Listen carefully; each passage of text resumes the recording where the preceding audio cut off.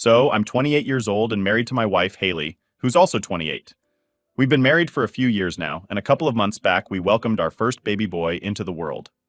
We decided to share some pictures of him on Facebook a few weeks ago, but looking back, that might not have been the best idea. My relatives ended up seeing those photos and sent them to my dad.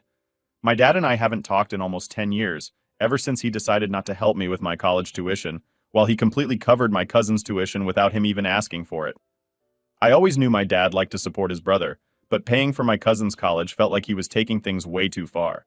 Just to give you a bit more background, my cousin Peter and I were born pretty close together, just a few months apart. Growing up, Peter and I had this kind of rivalry, almost like we were siblings, even though we weren't. We were both always trying to get my dad's attention. My mom left my dad when I was just a baby because she felt she wasn't ready to be a mom, so it was just me and my dad after that. Meanwhile, Peter had both his parents, but they were always super busy with their work and didn't give him much attention. That's probably why he was always looking to my dad for that. My dad was a big shot in sales at his company, and my uncle and aunt were always tied up running their own cafe. Alright, so here's the deal. My dad's brother and his wife ran a cafe, but it wasn't doing too hot, so they often needed money help from my dad. My dad had a pretty good job and was able to lend them a hand. I never really thought much of it or got upset because it didn't cross my mind that one day my dad might pick them over me, his own kid. Back in high school, my cousin Peter and I were kinda neck and neck grade-wise, but he struggled a bit more, especially with math. By the end of the year, I kinda pulled ahead, which felt like a big win for me. That is, until everything went sideways. My dad dropped the bomb that he wouldn't be paying for my college, suggesting I should get a scholarship. But he was all in for covering Peter's tuition because Peter's folks were having money troubles. I couldn't believe it, and argued with my dad tons about this decision, but he wouldn't budge. He even said I should be more understanding and think of Peter like a brother. When I pointed out that Peter and I weren't actually brothers since we're not related by blood, my dad got super mad. He said if I was going to talk like that, I might as well move out. I was already super upset with him for not helping me with college and feeling like he chose Peter over me. So, without really planning it out, I just left and crashed with some friends for a while. So, after that whole thing went down, I never really got to hang out or chat with my dad again.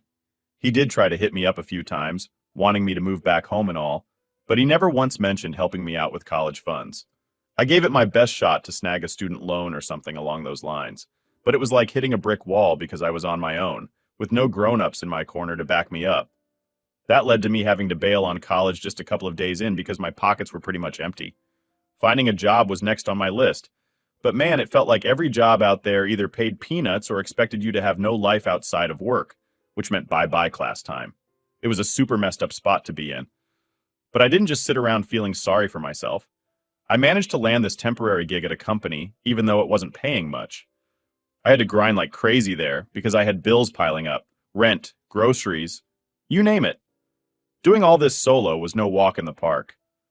I was pretty stressed knowing that if I didn't keep up with my share of the bills, my roommates weren't going to be too thrilled. So I had to hustle hard without any shortcuts or handouts. But as luck would have it, things started to turn around for me. All that hard work began to pay off, and I eventually landed a much better position within the same company. That job turned out to be more than just a paycheck. It's where I met my amazing wife, and now we've got this awesome little kid together. So when I look back, I can't say it was all rough times. Things kind of fell into place in a way I never expected. Even though I missed out on the whole college experience and the life I thought was waiting for me, I ended up pushing through way harder than most folks my age had to. But hey, it's all been worth it in the end. Right now, I'm actually okay with how things turned out because I believe all the hard work I put in has shaped me into who I am today. And honestly, I don't have any regrets. I've heard that Peter, too, has his own job at some company and has a family, but apparently he doesn't make as much money as I do. That must be kind of embarrassing for him, I guess. Some of my buddies have seen where Peter lives and how he spends his days, and they say it's nowhere near as cool as my setup, even though he's the one who went to college. I felt a bit of a boost in my pride when I heard that Peter wasn't doing as well as me. I was so close to calling up my dad to see what he thought about that, but I ended up not doing it because I didn't want to stoop to that level. Basically, it felt like I came out on top and Peter didn't, even though it seemed like everything was in his favor from the start. That was a win in my book. I didn't feel the need to rub it in their faces or anything, but over time, my dad kept trying to patch things up with me. He remembered my birthday, Christmas, and New Year's every single year without fail. I never responded to him, but I also didn't cut him off completely. Deep down, I was waiting for him to just say sorry even once. The craziest part and the thing that bugged me the most was that he tried to reconnect with me, but never once said he was sorry for what he did. It's like he didn't even see anything wrong with his actions and thought he was totally right to choose Peter over me, even though I'm his own kid, his son. And that's the main reason I never got back to him. Even when he told me how sad he was for not being part of my wedding. He texted saying he wished me and Haley nothing but happiness forever, which kind of made me feel a bit guilty for a second. But then I remembered he still hadn't said sorry for everything, and that stopped me from feeling bad for him. It was clear he didn't feel bad enough to say sorry to me. He kept sending texts, even after the wedding thing, but I still didn't reply. He never called, which I thought was odd because he could have if he really wanted to, but maybe that was too much for him. Then everything changed a few weeks back when my son was born, and we shared the news on Facebook. That's when I got a call from my dad, the first one in almost 10 years. I answered, not really sure what to expect. Part of me was hoping this would be the moment he finally said sorry, maybe because he wanted to meet his grandson. But guess what? I was let down again. He didn't say sorry or even talk about all the stuff that went down between us. Instead, he just talked about how upset he was that I got married and had a kid, and he was missing out on all of it. He said his heart was breaking, and he really hoped I could just let bygones be bygones and not make such a big deal out of everything that had happened over the last decade. I really couldn't wrap my head around how he thought I was blowing things out of proportion. I mean, come on. He literally chose to pay for my cousin's college instead of mine. Because of that decision, I had no choice but to quit college and start from scratch, working my way up from the very bottom. If I hadn't had to leave school, I would have been way ahead in life. But nope, I didn't get that chance. All thanks to him. And it's not like I was slacking off in school or anything. I was doing pretty okay, you know? I wasn't the top of my class, but definitely not at the bottom either.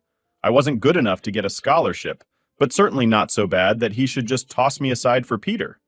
When I heard from him after all this time, I lost it. I told him straight up how much I regretted even picking up the phone, wishing I'd just blocked him ages ago because all this while, I was stupidly waiting for an apology.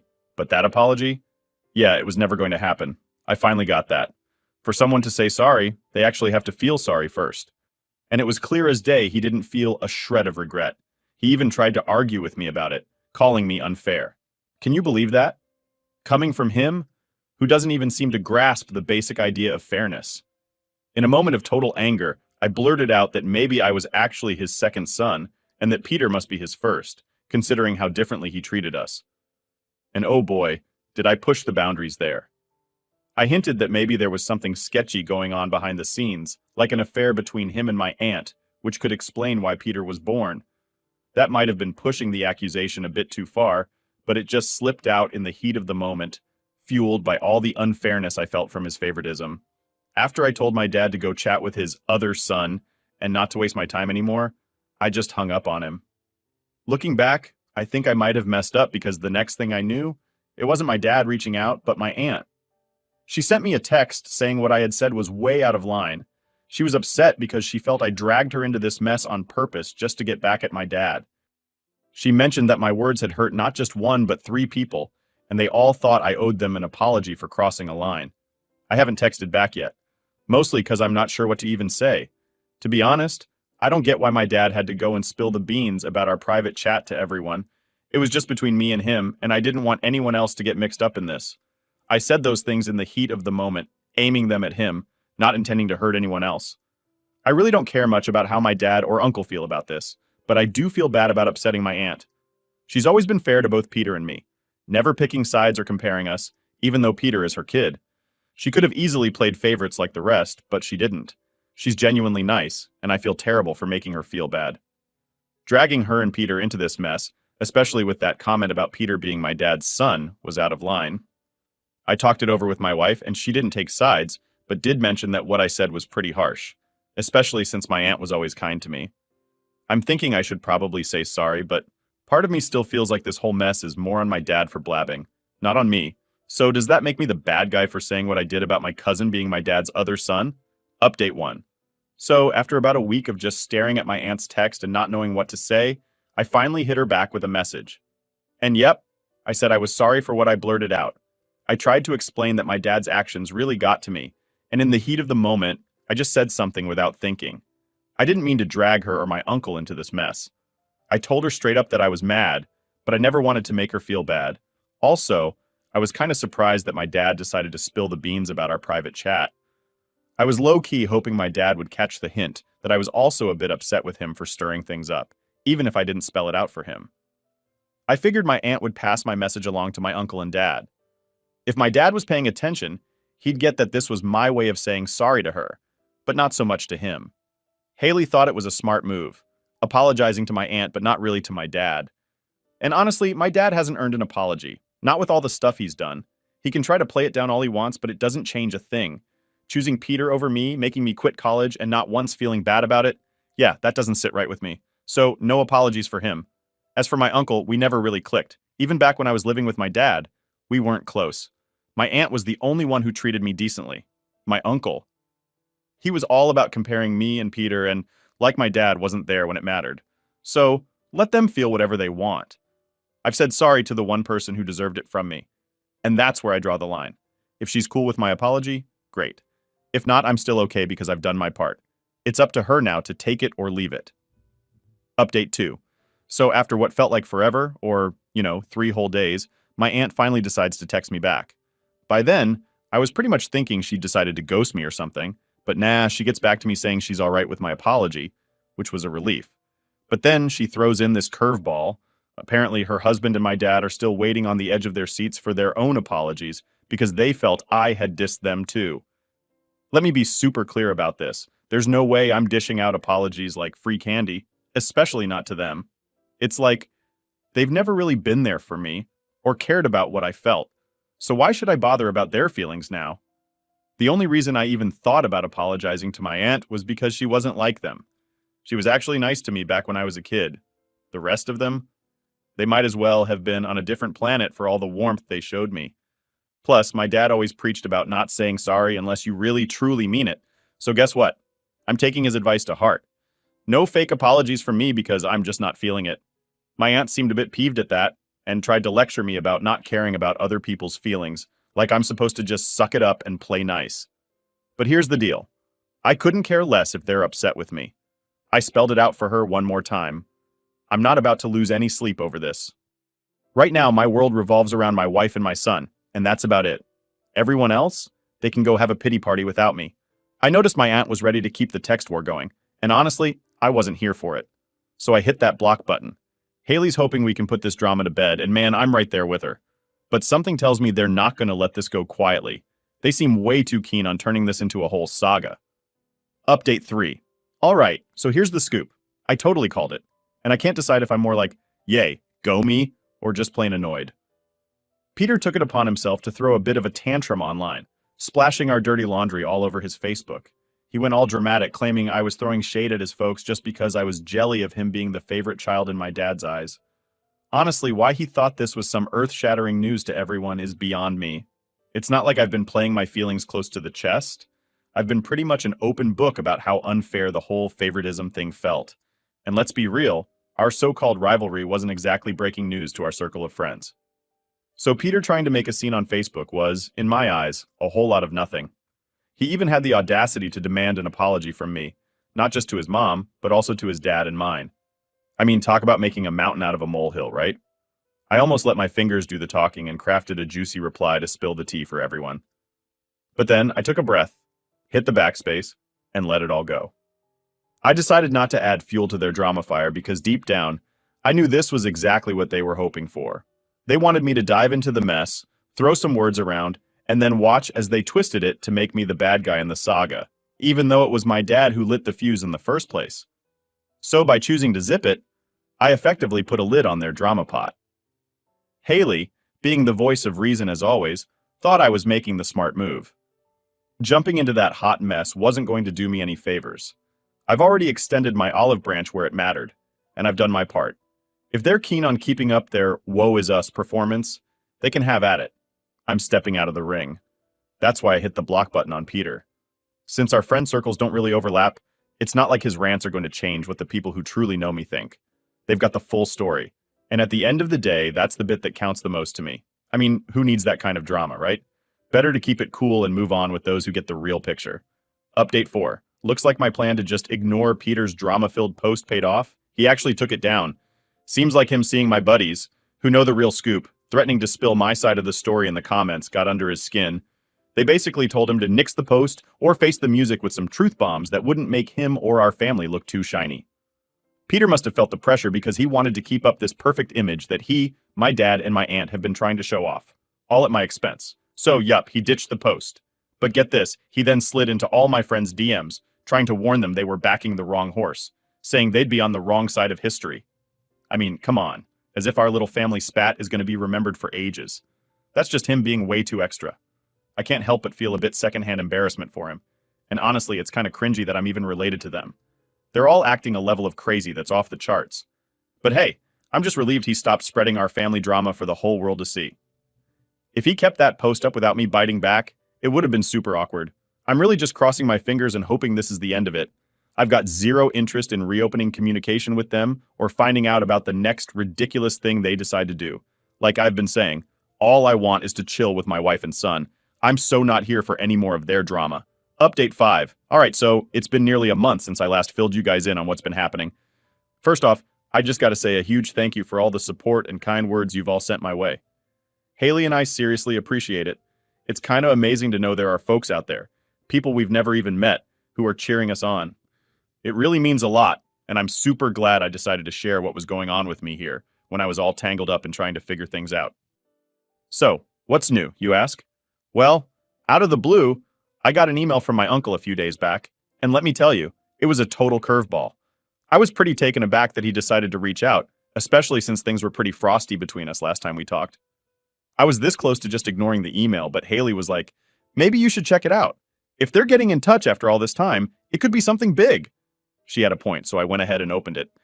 And honestly, I'm still trying to wrap my head around what I found in that email. So, here's the bombshell. Peter actually is my dad's biological son. Yeah, my aunts, my dad, they really did have that affair, I suspected, which just blows my mind. I'm kind of gutted that my wild guess turned out to be on the money because it means Peter and I are actually related by blood, which is just... ugh. I always held on to the thought that, at the very least, Peter and I weren't related. But nope! Turns out we're half siblings, and that's something I can't ever shake off. Now, how did my uncle stumble upon this little family secret? Well, it looks like my dad had swung by their place a while back, aiming to have a chat with my aunt about the whole mess I stirred up, all while my uncle was out grabbing a coffee. So my uncle walked in right as my dad was in the middle of talking about what I had said, that Peter might be his son. My uncle hadn't planned on overhearing this, but once he did, my dad had no choice but to explain the whole thing again. And my dad was acting super weird while telling the story, which made my uncle start wondering what was up. Then, both my dad and my aunt started making a huge deal out of what I said, acting way more offended than they should have been. My uncle knew I was just speaking out of frustration and didn't really mean to accuse anyone seriously, but the way they were reacting, like they were personally attacked, made him start thinking there was more to the story. Their over-the-top reaction was what tipped my uncle off. He figured they were acting way too defensive, which was odd. And then, when they insisted he make that Facebook post about it, even after I'd said sorry, it just didn't sit right with him. He felt something was off, but knew better than to try talking it out with my dad, who wouldn't want to hear it. And he was too wary to bring it up with his wife in case he was barking up the wrong tree. So my uncle decided to take a step that hadn't crossed anyone else's mind. He reached out to my mom to see if she could shed any light on the whole situation. Finding her wasn't easy, but after some effort, he managed to connect with her a few weeks back. And boy, did she have news for him. She confirmed the whole mess. Turns out she never really felt cut out for motherhood in the first place. Learning about my dad's affair just gave her the perfect out she was looking for. This also explained how she managed to dodge paying child support and walked away with a pretty decent chunk of change in the settlement. But yeah, she decided to spill the beans to my uncle because, after all these years, it seemed like the right time to come clean.